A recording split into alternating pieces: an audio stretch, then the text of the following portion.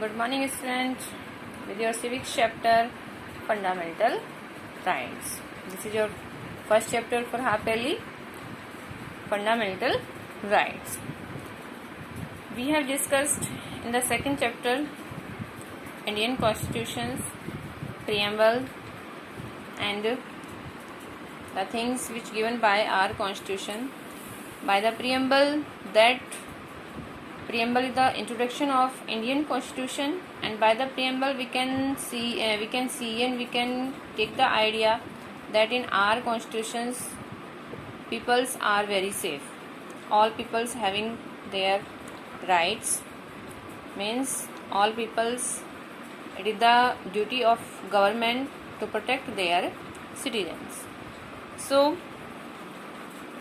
in this chapter we shall see how those aims, because in the second chapter we have discussed about the aims and objectives of the constitution. Why the constitution frame it?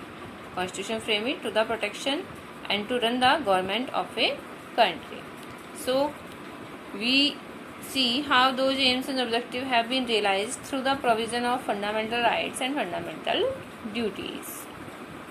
So now what our constitution says?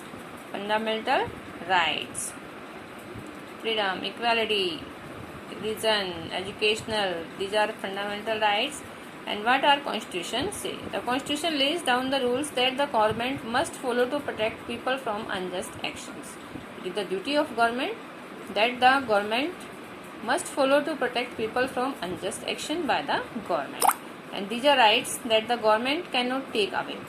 And children have all rights as equal citizens of India, just as any other adult, male or female.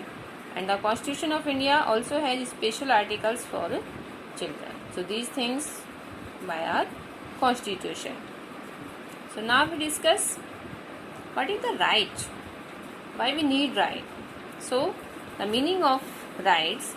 Rights literally mean those freedoms which are essential for personal good as well as the good of the community. Means कि जो rights है हमारे वो एक तरह से personal thing है for personal good as well as the good of the community. Means कि किसी भी पर्सन को सर्वाइव करने के लिए, उसे हैप्पीली लाइफ लिव करने के लिए उसे एक राइट्स, मीन्स कि वो फ्रीली होकर अपना डेवलपमेंट कर सके.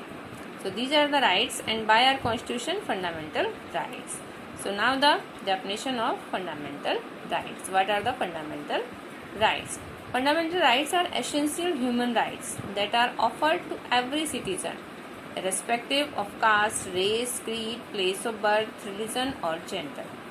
These are equal to freedom and these rights are essential for personal good and the society at large. Means कि एक तरह से essential human rights है, because every person having their rights. Means कि अगर किसी person के पास को rights से meaning है कि उसे किसी भी चीज़ की फ्रीडम नहीं है, वो बोल नहीं सकता, वो कहीं पर जा नहीं सकता, अगर उसके साथ कुछ गलत हो रहा है तो वो उसका ऑब्जेक्ट नहीं कर सकता, तो it means it is not possible for a human being.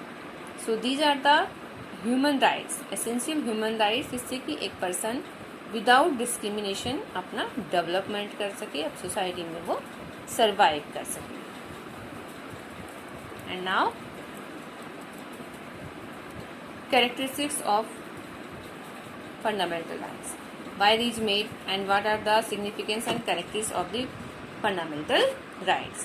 Fundamental rights for Indians are aimed at overturning the inequality of past social practice, because you know in history chapter we have discussed about the some social evils कि उस type की कोई social evils हमारी society में again ना आए, तो उसके लिए हमें फंडामेंटल राइट्स प्रोवाइड किए गए. And promote overall development of the citizens of India, और पीपल्स के ओवरऑल डेवलपमेंट के लिए भी ये राइट्स प्रोवाइड किए गए हैं.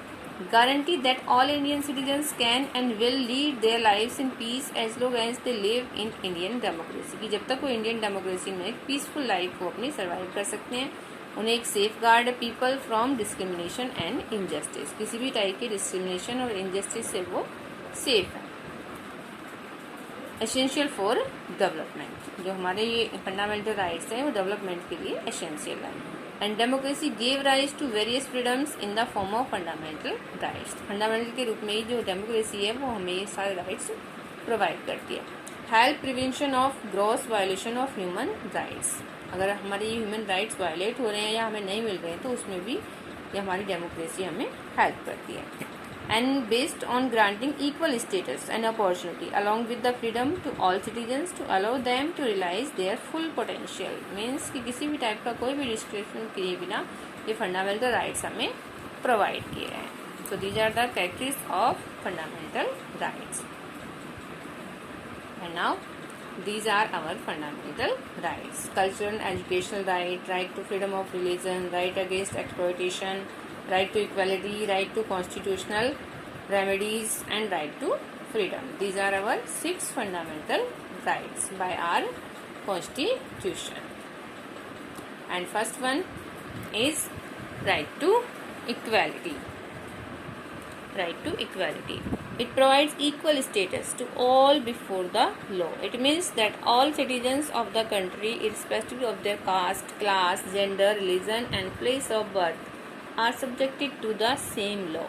Means कि कोई रिच है, कोई पुअर है, कोई आपका ब्लैक है या कोई वाइट है, किसी भी कास्ट से, कोई सुपर क्लास से है, कोई लोअर क्लास से, शेड्यूल कास्ट से है, तो उनके लिए लॉ में कुछ रिलैक्सेशन होगा या जो पुअर है उसके लिए बहुत रिजिड होगा। तो ऐसा कुछ नहीं है। Law all are equal before law. Means कि जो एक के साथ रूल है वो ही दूसरे के साथ रूल होगा, कोई डिस्क्रिमिनेशन नहीं होगा।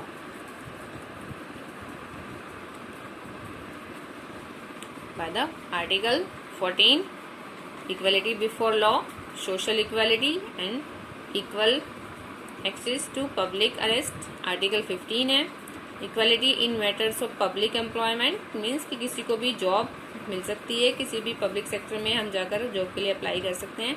Abolition of untouchability. Untouchability means जो छुआछूत, जो आपकी अनसीन टाइम में जो लोअर क्लासेस के पीपल्स होते थे उनके साथ में किस टाइप का जो डिस्क्रिमिनेशन होता था, इट इज कॉल्ड अनटचेबिलिटी। तो एबोलिश कर दी गई है, वो ऑफेंसिव पनिशमेंट में आता है। And abolition of titles. Article 18 abolition of titles means कि अब किसी के साथ जो अनसीन टाइम में किंग होते थे, वो राजा और राय बहादुर और इस टाइप के जो टाइटल्स उनको दिए जाते थे, ब्रिटिशर्स देते थे या उससे पहले मुगल एम्परर्स ने उनको प्रोवाइड किए हुए थे, तो इस टाइप का कोई भी टाइटल किसी के साथ नहीं है, because all are equal. All are equal. Government to take special measures for the upliftment of the marginalised section of society such as reservation for the schedule caste, schedule tribes and women. Government ने एक तरह से equality के लिए reservation भी start किया हुआ है। And now your next right is right to freedom. Right to freedom provide to all citizens of India the freedom of speech and expression. First one is speech and expression. You can express your views on any topic except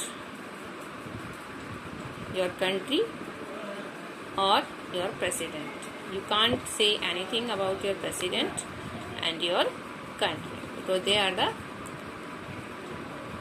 are your country. Means we have choose this person president and our country which gave us fundamental rights. So how can we say anything about our country? अगर हम अपनी country को ही कुछ बोल रहे हैं तो फिर फंडामेंटल की वैल्यूज ही क्या हैं? इट मीन्स कि फंडामेंटल राइट्स हमें कंट्री के अंदर हमें मिले हैं। तो अगर हम कंट्री को ही एबॉलिश कर रहे हैं, कंट्री को ही हम क्रिटिसाइज कर रहे हैं, तो it means these are not for us.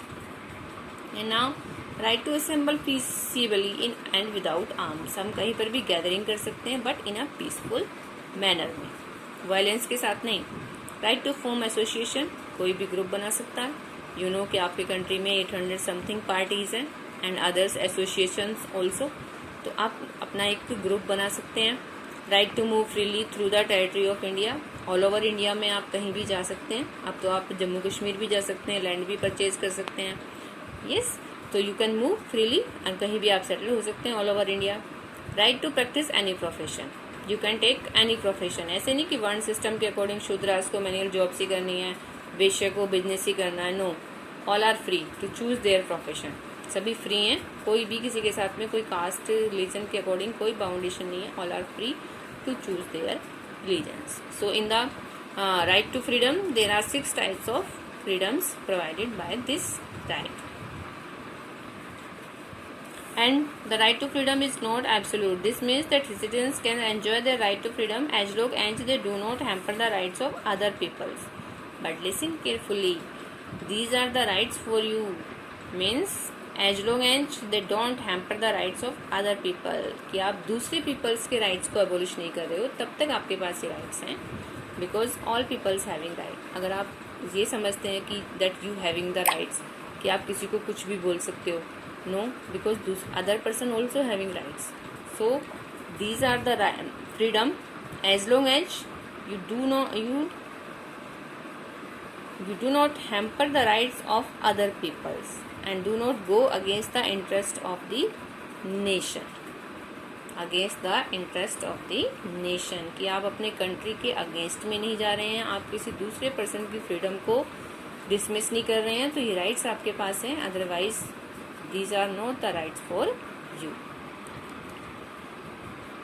And now third one, right against exploitation. Article 23 and 24. Right against exploitation means कि कोई आपको exploit कर रहा है, किसी चाइल्ड को exploit कर रहे हैं, तो उसके अकॉर्डिंग भी you can file the rate. Prohibition of traffic in human beings and forced labor. Article 23 है आपके कॉन्स्टिट्यूशन में, जिसके अकॉर्डिंग जो सेलिंग एंड बाइंग होती है ह्यूमंस की, it is in offence. And force labour, forcefully child labour अगर कहीं पर है या आपको लिमिटेड टाइम से एक्स्ट्रा आपको टाइम आवर में वर्क कहीं पर करना पड़ रहा है, तो it will count in the offence. And prohibition of compulsory service. Article 23. Under this article, the state can force people to do compulsory service for public purpose. कि गवर्नमेंट भी आपको फोर्सली किसी जॉब में नहीं लगा सकती, आप अपनी विश के अकॉर्डिंग जॉब करेंगे. Prohibition of child labour. Article 24. Article 24 के according children below the age of 14 years, 14 years से जो नीचे के स्टूडेंट्स हैं, जो किड्स हैं, will not be allowed to work in factories, mines और in other dangerous place so that their health is not adversely affected. तो जो अंडर 14 ईयर्स हैं वो ऐसे किसी भी रिस्की पर्सन पर कोई वर्क नहीं कर सकते. You can see in this picture, stop child labour, say no to child labour, because this is the very vast condition of our society. If under 14 child, because this is the age for the getting education.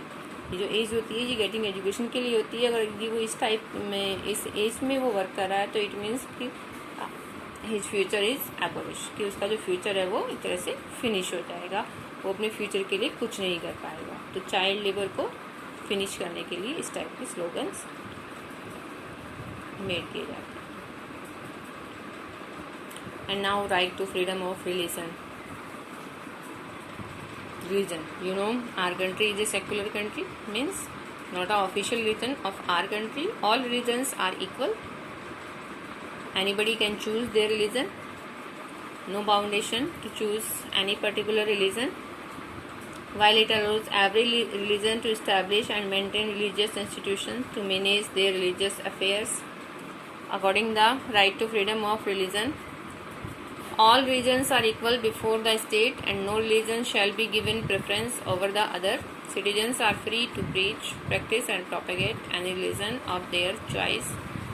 Religious communities can set up charitable institutions of their own. Activities in such institutions which are not religious are performed according to the law laid down by the government. And no person shall be compelled to pay taxes for the promotion of a particular religion. किसी person को अगर कोई अपने religion के लिए कोई work कर रहा है तो उसे कोई टैक्स वगैरह पे नहीं करना है, वो वहाँ पर कोई इंस्टीट्यूट भी अपना ओपन कर सकता है. And no person a state run institutions can not impart education that is pro religion. A state run institutions cannot impart education that is pro religion. एक स्टेट के अंदर इस टाइप का वो कोई भी अपना रिलीजियस इंस्टीट्यूशंस ओपन कर सकते हैं. So enough for today, but listen carefully and see the video very carefully and read in your book page number 239 and page number 240 for this chapter, and it is very important because I will ask you in next Zoom class. According the schedule, when your Zoom class will held, I will ask you the question related to of this chapter. So read these page number very carefully and try to understand your chapter. Thank you.